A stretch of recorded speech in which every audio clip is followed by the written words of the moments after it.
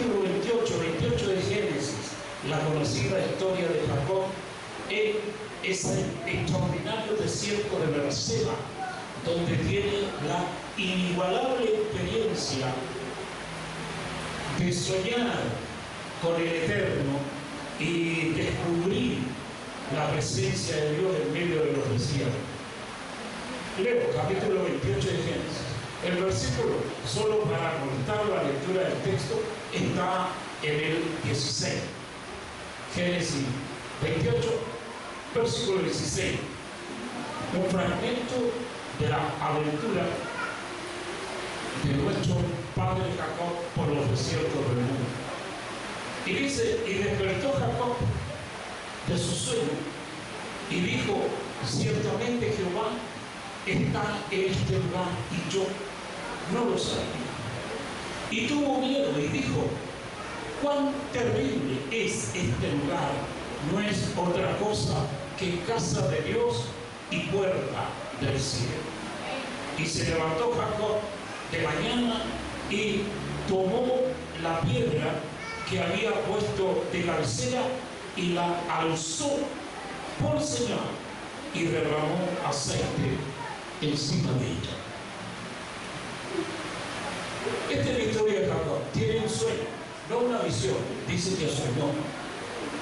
Tuvo la posibilidad de ver a Dios en ese sueño en lo alto de una escala.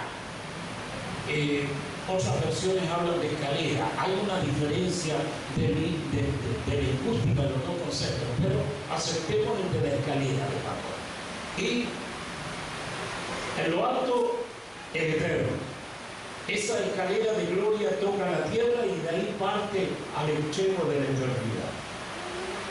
Y desde allí le habla Dios a patriarca Jacob, a nuestro padre Jacob, y le dice, tuya será esta tierra y para toda tu descendencia para siempre. Está en la zona de Canaán, el desierto de Berseba es un territorio de la Tierra Santa, en lo que hoy es el territorio de Israel. Y Dios le hace esa promesa, aunque esa promesa también igual se la había hecho a Abraham, que es el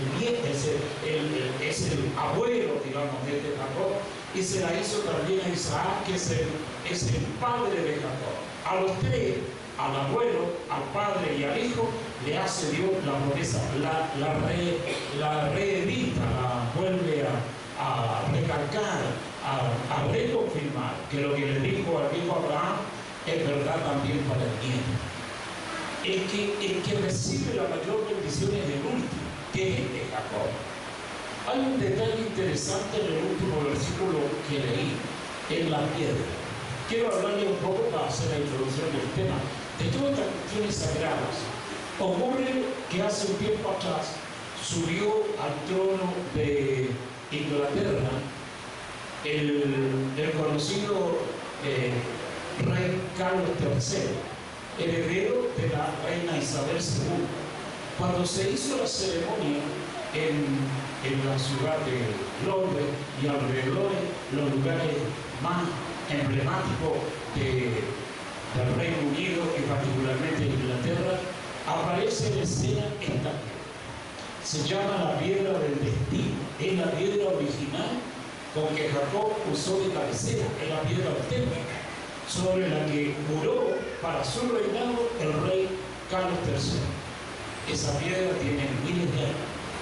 Y todos los reyes de Inglaterra han jurado sobre esa piedra ancestral, sobre esa piedra extraordinaria que simboliza el pacto de Dios con el patriarca Jacob.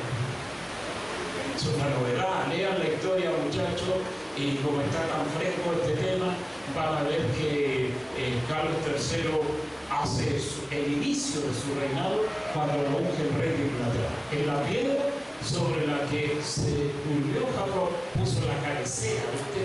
Y es la piedra del destino, la piedra más sagrada de todas. Cuando se habla de esta piedra del destino, que es tremendamente importante porque la usa Jacob para descansar en pleno desierto, la piedra dice que es un meteorito, porque el elemento que está hecha la piedra no es piedra común y corriente de la que nosotros recogemos en los ríos, es una piedra peso enorme.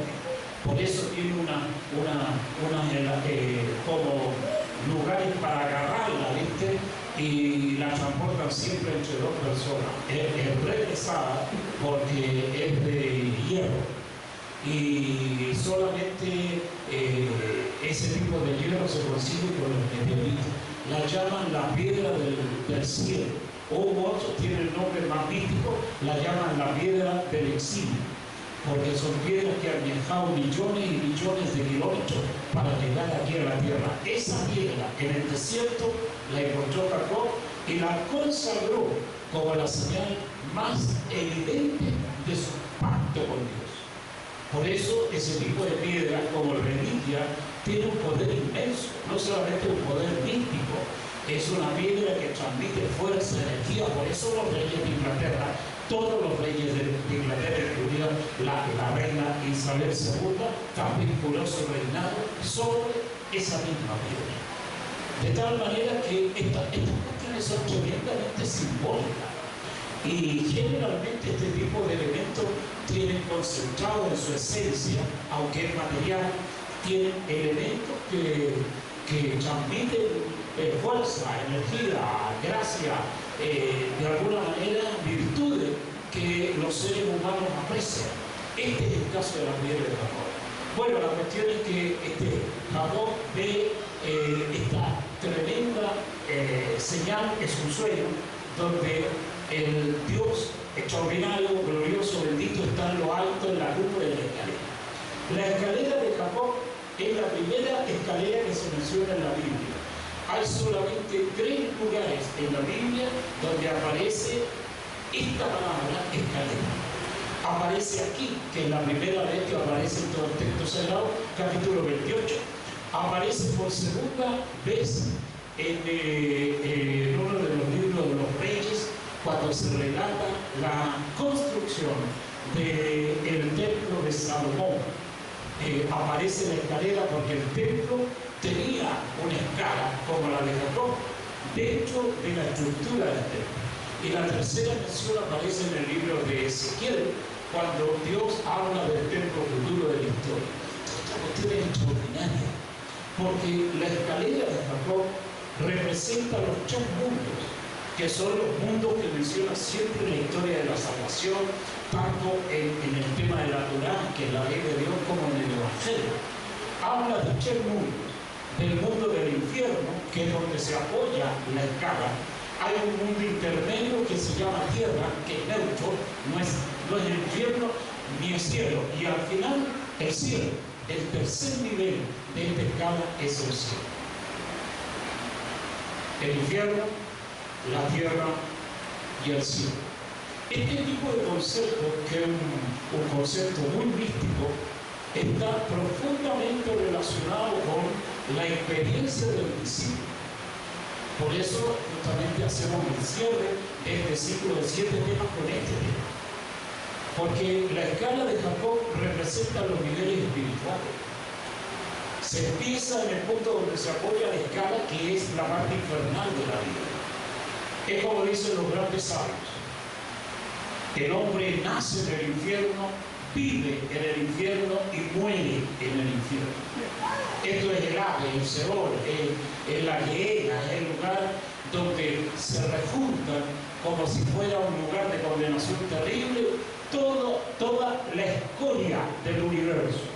Esa frase está contenida en una saga extraordinaria que es Los Hombres de Negro, Men in Black. Si ustedes algún día la descubren, que sé que es una cuestión que tiene tiempo, pero los conceptos que hay ahí son tremendamente importantes. Los protagonistas de la serie dicen: la escoria del universo está aquí en la Tierra. Los tipos tienen razón. En este lugar, que a ti te parece tan paradisíaco porque tenés las termas de Cacheta, esta cuestión es un infierno. La tierra es como dice el Cambalache, fue y será una porquería, el 500 bien, el 2000 también. Esto comparado con lo que Dios ha hecho en otros lados no tiene nada que ver ni con belleza, ni con eternidad, ni con ser un lugar grato. Esta cuestión simplemente es el lugar de los desechos, este es un basural, es lo que algunos llaman el muladar, que es la la frase que se usa en el libro de los Salmos. En este lugar están todos los condenados de la tierra, del universo, la escoria del universo, los peores ángeles, los ángeles caídos, los demonios más perversos están aquí en este lugar de condenación, que nosotros en un lenguaje genérico llamamos el infierno.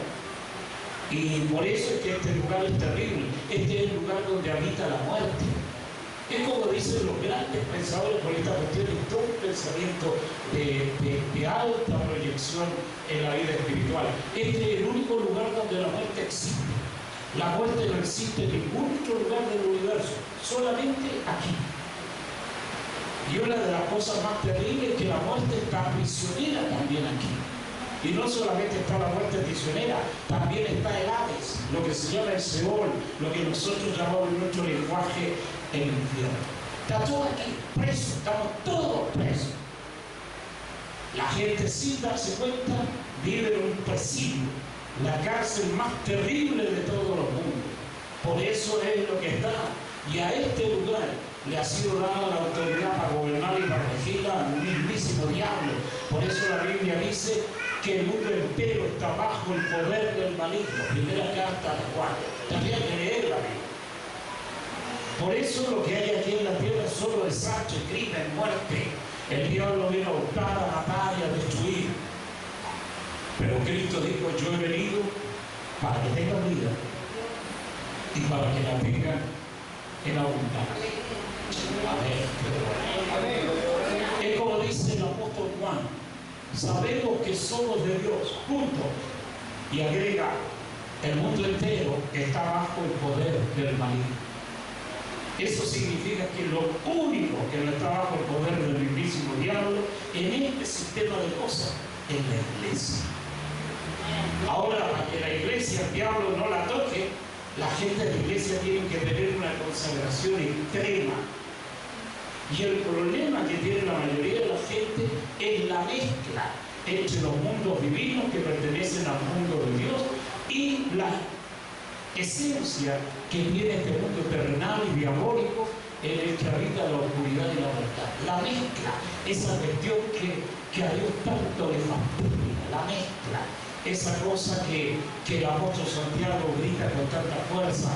Ustedes se parecen a una fuente de la que emana agua dulce y amarga. Y dice, ¿cómo es posible que eso ocurra en la vida del cristiano? Es el loco que más hace el énfasis cuando dice, oh almas adúlteras, ¿por qué aman al mundo? Y también dicen que aman a Dios.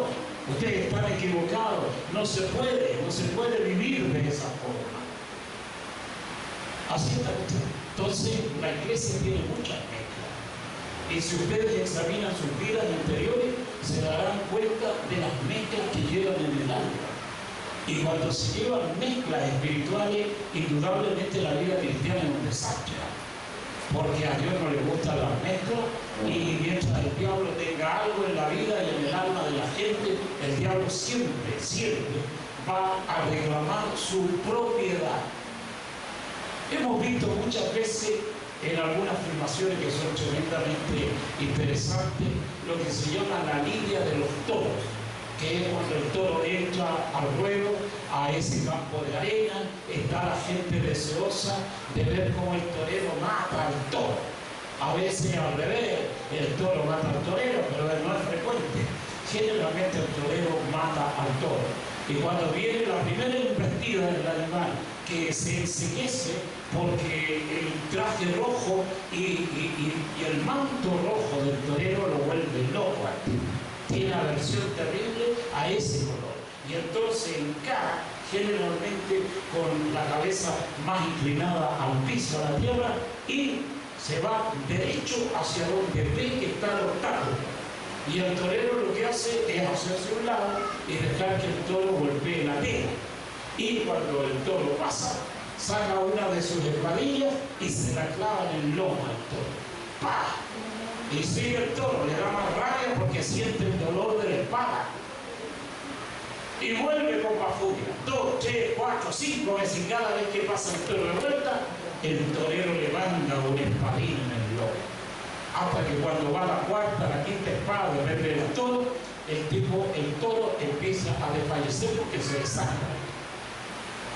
Y cuando el torero ve que el toro se pone medio dificultado en la visión, porque esa cuestión le pasa al animal, espera el momento preciso para mandarle el espadazo que será el golpe de gracia para el toro. El toro no ve bien, se nebuliza, de pronto a veces dobla las patas delantera, y cuando hace eso, el torero aprovecha ese momento y todo, la gente del ruedo, toda esta cuestión del campo donde se ejecuta, que es todo como una cosa esférica, redonda, digamos, circular más bien, la plaza de toros le manda el golpe fatal al toro detrás de la cabeza. Y hasta ahí lo han llegado el toro. Y viene entonces un par de jinetes en sus respectivos caballos, lo amarran de las patas del toro y lo tiran para afuera. Y hay unos tipos que se dedican a hacer chorizo y agarran al toro y lo convierten en jamón serrano. Y dicen que los que se comen ese tipo de toro, ni te cuento lo que les pasa. Por eso el toro recién muerto es una cuestión muy apetecida de los españoles. Así están los muchachos por ahí. Yo solo por esas andanzas, justamente le contaba al pastor el año pasado, estuvimos con mi esposa predicando en España y vimos en Valencia una plaza de toros. Fue una lástima que no estuvieran haciendo en ese momento ruedo de toros, si no yo me meto a ver. ¿Cómo voy a ver esas cosas, muchachos? Me parece repugnante el espectáculo, ¿no? Pero afuera en el mundo es peor que matar a un toro. Se mata gente todos los días. En mi país cada día hay 5 homicidios. Aquí en Argentina, ni te cuento, matan a los policías. Sin hablar de México o lo que pasa en Nicaragua o lo que ocurre en países como Ecuador, donde la conducta de la gente es terrible. Así que es peor ver las ciudades nuestras que ver la plaza de toros en Valencia o en Madrid, donde también existe este poder. La cuestión es que al toro lo clavan con espadillas más chicas primero hasta que viene el golpe final. Así también hace el diablo con la gente en las iglesias. Les va clavando una espadilla. ¡Pah! A un tipo que parece que meter las patas, pecar, hacer alguna tontera, una cuestión anómala, no es tan delicada. Pero si pasáis varias veces por esa circunstancia, va a llegar el momento en que la fuerza vital se te va a escapar. Y de repente el diablo es capaz de clavarte la espada final y mandarte a tocar el arco antes del tiempo, que es lo que le pasa a mucha gente.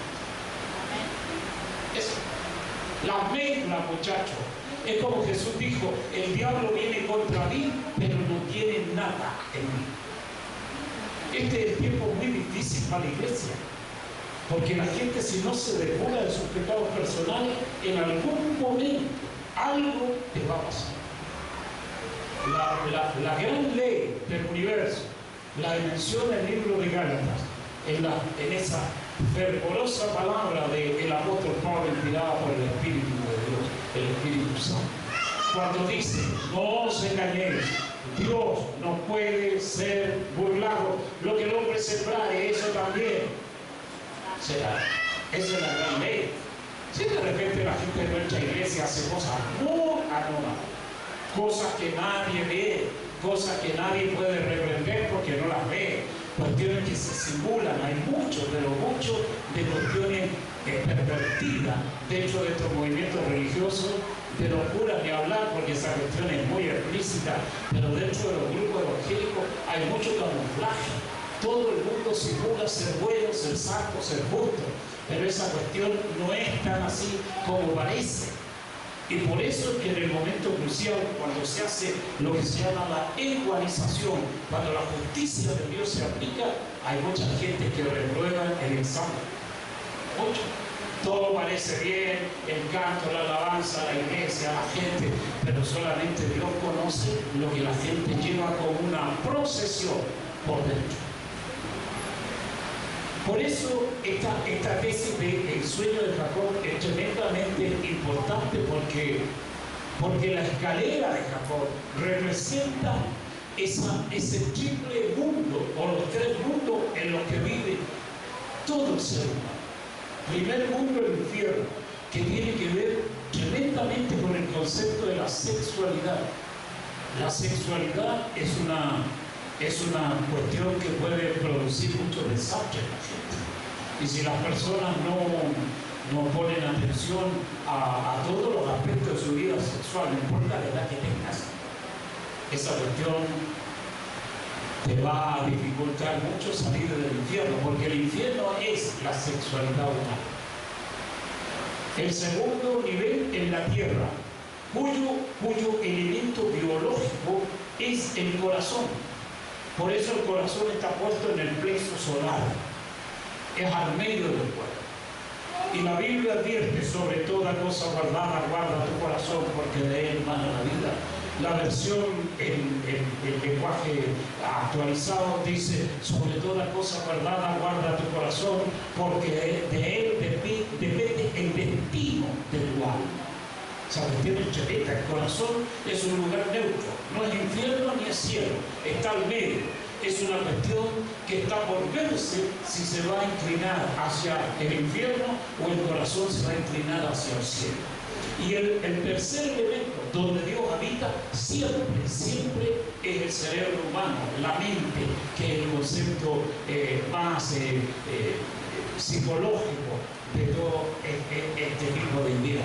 El concepto cerebro es físico, es material, es biológico, pero el concepto mente, que está relacionado profundamente con el cerebro humano, es un concepto de tipo altamente espiritual. Ahora, para que el discípulo salga del infierno, donde la sexualidad ataca duramente a todos los seres humanos, que pase por este nivel medio que es la tierra, que es el lugar de la purificación del alma, y ascienda al lugar donde Dios habita, que es la mente humana, el cerebro humano. Si tú quieres verlo en un estado físico, ese es el lugar donde Dios habita. Porque cuando sopló en ese elemento que Dios hizo del barro, cuando habla de nuestro padre Adán, el hálito de la vida, Dios no la sopla en el pecho del bendito Adán, sino que lo sopla en el rostro, particularmente en la nariz, como dicen los grandes teólogos de Israel, porque la presencia de Dios habita siempre en los altos. Nosotros somos, como dicen los grandes pensadores, un microuniverso en contraposición al macrouniverso, pero el cuerpo humano está hecho con la misma escala arquitectónica que todo lo que Dios hizo en la creación. Incluso los mundos están construidos a escala planetaria como está construido el cuerpo humano. Por eso el cuerpo es el templo de Dios, porque tiene una arquitectura sagrada. No hay nada en el cuerpo que esté puesto al azar y no hay ninguna cosa en el cuerpo que esté sobrando. Por eso el apóstol, en su palabra, naturalmente de gran profundidad, insiste que hay que tener mucho cuidado con el cuerpo, con todo, en la sexualidad, en las cuestiones almáticas, en las cosas del corazón y sobre todo en los estados mentales. De tal manera que la escala de Jacob representa esos tres puntos. Después, la segunda parte donde aparece esta bendita escala de Jacob es en el templo de Jerusalén. Los que construyeron el templo de Jerusalén, que no es Salomón, Salomón puso la firma del edificio, pero el constructor se llama Irán Abid, que tiene una tremenda historia mística en los altos anales de lo que se llama la arquitectura sagrada. A Irán Abid tenéis que investigarlo en los buscadores de distintas plataformas, que está relacionado muy con el concepto de los constructores. El maestro es el tipo que tiene secretos profundos de cómo se construyó el templo de Jerusalén. El templo de Jerusalén está hecho todo a una escala cósmica. Todo lo que hay en el templo, incluidas las medidas, corresponde a un número preciso de los números que Dios maneja. Por eso hay mucha gente que habla sobre el número pi, que esa cuestión la estudia la gente que va a las universidades o están en los cursos más avanzados de la secundaria. El número pi, el famoso número 3.14 o 3.14 o 3.16 o 3.1416, que es el número de oro, es el número dorado. Dice que ese número es la escala cósmica con la que Dios ha hecho los mundos. Es un número extraordinario y tremendo. Hay una cosa hay dos cosas curiosas. Primero, que cuando tú agarras el número 22, que es el número sagrado, porque 22 letras son las letras del alfabeto hebreo, y el número 22 se repite varias veces, igual que en el idioma griego está el alfabeto con 22 letras. Y dicen que un alfabeto, que son las letras que conforman las palabras de cualquier idioma, cuando tiene menos componentes, tiene menos letras, el alfabeto es más científico. Y el más científico de todos los alfabetos que hay es justamente el alfabeto hebreo. El hebreo dice que es un lenguaje celestial. Y por eso es que el idioma, la cuestión fonética, esta cosa de hablar, es también una cuestión de espiritualidad muy alta. Y la escritura del hebreo, que tiene los 22 símbolos, es también de alta espiritualidad. Por eso cuando hablan del idioma inglés, dicen que tiene mucha relación con el lenguaje hebreo. Incluso la expresión English, que es el idioma en inglés, significa lenguaje de ángeles. Y la expresión Inglaterra, que se llama England, en el idioma escrito, es tierra de ángeles. Es una cuestión interesante, muchachos. Tómenla en cuenta, porque todas estas cuestiones que parecen coincidencia son realmente muy interesantes. Otra coincidencia de número con respecto al 314, que es el número de oro. El tercer libro es el primero, segundo, tercero, cuarto, quinto, forma la Torá, los 5 libros. Y el libro de Éxodo, que es el libro donde por primera vez aparece la ley del Señor. En el capítulo 3, versículo 14, que es donde aparece por primera vez el número pi en la Biblia. 3:14, aparece un texto extraordinario, impresionante. Esa palabra monumental que tiene la Torá, la ley de Dios, habla sobre la identidad de Dios. Yo soy el que soy. Esa palabra tremenda aparece justamente en ese número. Cuando los teólogos examinan estas cuestiones numéricas, te hablan de coincidencias que son asombrosas. Volvamos al templo de Jerusalén. El templo de Jerusalén fue construido por unos tipos que se dedicaban a construir los más preciosos y secretos monumentos de la historia antigua. Venían del Líbano, que ahora está en guerra, con esta cuestión del Hezbolá y los problemas que hay en esa zona. Israel ha hecho pedazos un montón de historia del Líbano. Y el constructor venía de las tierras de Sidón y de Tiro, era hijo de un rey del Líbano, y a través de los contactos que eran muy directos con el rey Salomón, le pidió Salomón que le enviaran a su mejor arquitecto. Y ese fue el hombre que construyó el templo. Cuando construyeron el templo, todos estos tipos que son de un nivel de discípulos de alto nivel espiritual, los constructores del templo, indudablemente había un montón de gente que trabajaron construyendo el templo, pero estos, los directivos, los arquitectos del templo, eran 3, como la Trinidad, 3. Y el maestro mayor en la obra era justamente Hiram Abel, que era hombre de lo que hoy sería la capital del Líbano, que corresponde a ciudades como Beirut. En ese tiempo él estaba encargado de la construcción de muchos templos sagrados en otras partes del mundo. Y cuando construye el templo, hace que la escala de Jacob, que nunca había tenido existencia visible, sino solamente en el sueño del patriarca, se volviera realidad. La escala de Jacob, lo que se llama la escalera de Jacob, es muy curiosa. Lo mismo que aparece en Génesis, aparece en el libro de Reyes y aparece después en el libro de Ezequiel. Son las únicas partes donde aparece la bendita y famosa escalera de Jacob. Es retorcida, es una escalera de caracol, así. ¿Sabían lo extraordinario que es eso? Cuando nosotros en este tiempo moderno, después del año 1960, empezaron los descubrimientos acerca del ADN y el genoma humano, se completó el genoma humano en el año 2000 bajo la presidencia de Bill Clinton. Toda esta cuestión de historia tremendamente interesante. Y resulta que por primera vez van apareciendo elementos visuales de cómo los ingenieros de la alta genética, la gente que se dedica a la más profunda biología, van descubriendo el secreto de la vida, que es el ADN humano.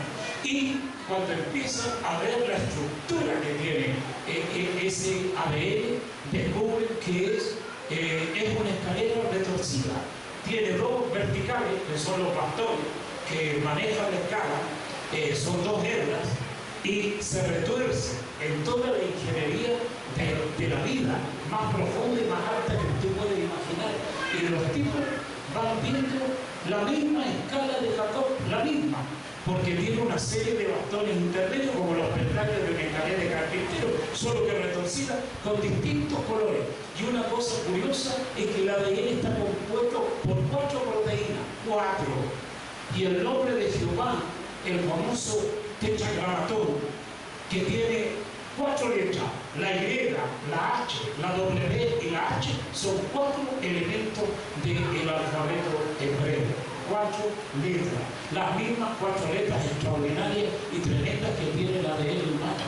Esa cuestión es increíble, la precisión, sobre todo porque esta cuestión de construir la escala retorcida es una cuestión que tiene ¿cuántos años? Tiene 3.000 años ya.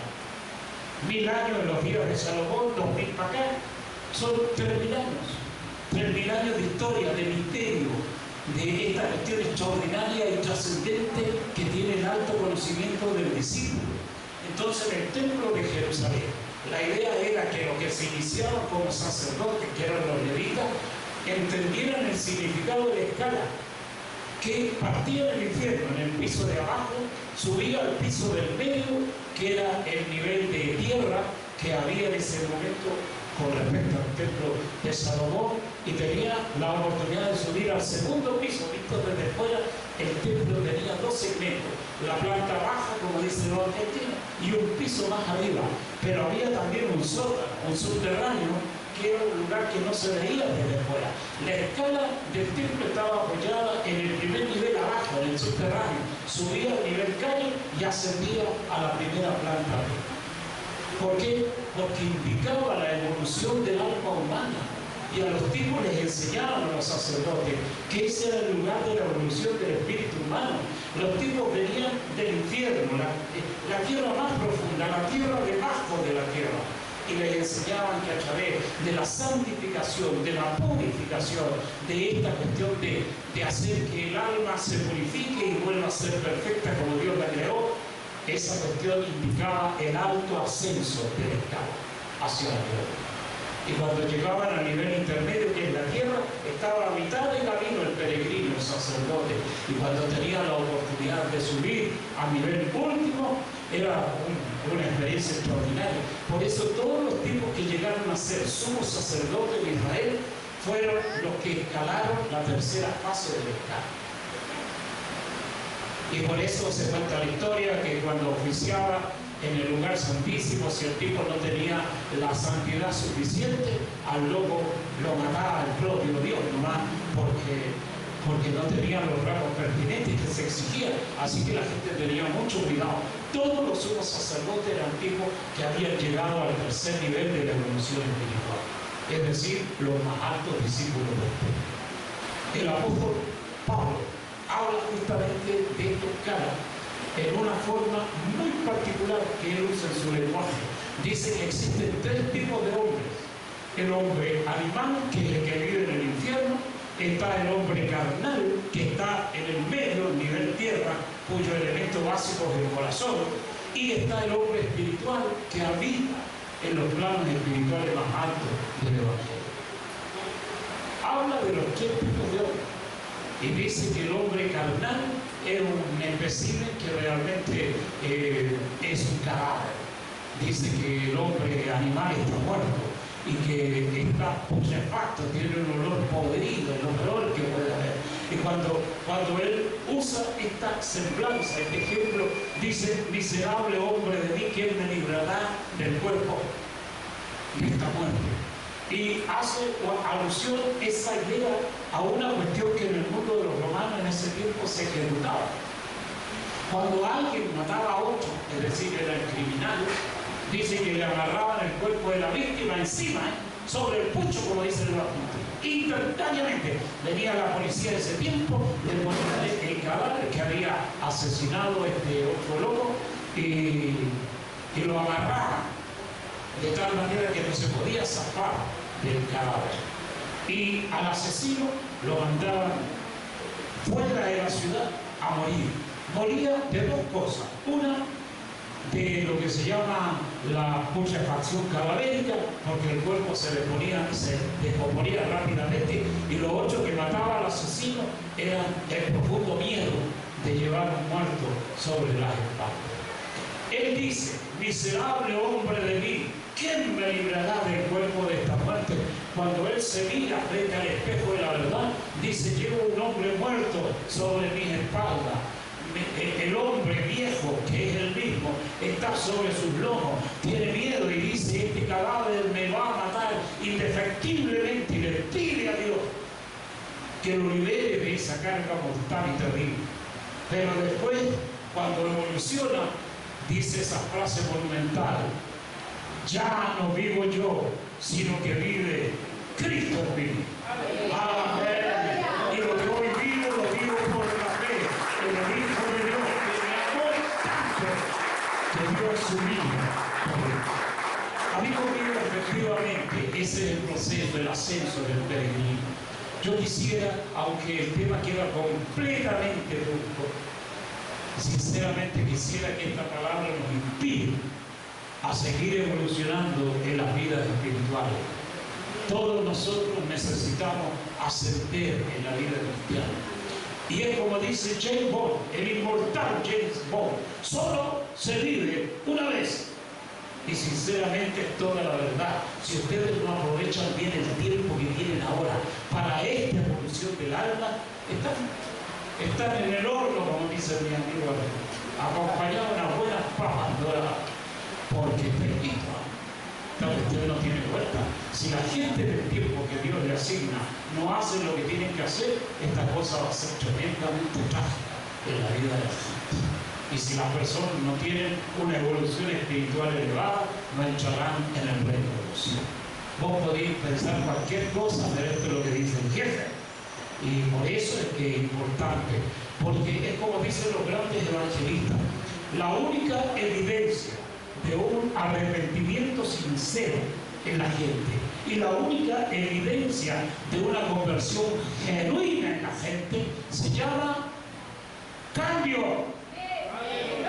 Si no hay cambio en la gente, no tenéis nada en la gente. Vos podéis tener cabezas, 100.000 cabezas, con pelos de distintos colores, con pelo, sin pelo, lo que a vos se te ocurra. Pero si los locos no cambian de vida, no tienen nada de nada en la gente. Puro cuento chino, blues, mentira, impostura, irrealidad. Por eso la evolución del discípulo al nivel más alto de la estructura espiritual es absolutamente exigente. Y por eso estamos aquí. Porque es como dice el proverbio: la senda del justo es como la luz de la aurora, la luz del amanecer, que va en aumento hasta que el día es perfecto. Amigo mío, ha sido como siempre un placer compartir con ustedes la palabra del Señor, y espero que Dios nos permita esa feliz bendición de volver a verles en un futuro cercano. Que Dios les bendiga, que tengan una bendecida noche.